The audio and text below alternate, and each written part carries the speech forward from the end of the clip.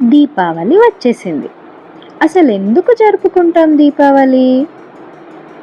రామయ్య తిరిగి వచ్చే అయోధ్య నగరం, కృష్ణయ్య గెలుపుకు మెచ్చి పుష్పాభిషేకం, పాండవసేనకు ముగిసేను 12 వనవాసం,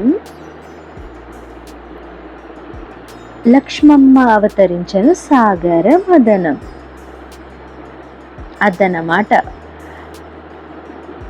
ఈ వెలుగును నింపే పండుగే దీపావళి, ఆనందంతో నిండేను ప్రతి లోగిలి. లక్ష్మీ పూజతో ధనకనకాలు, బంధుమిత్రుల రాకతో తీపి కోలాహలాలు.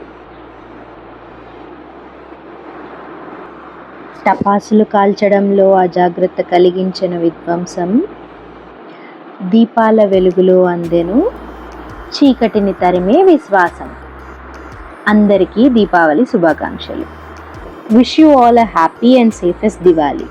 మీ అక్షరసుధలు.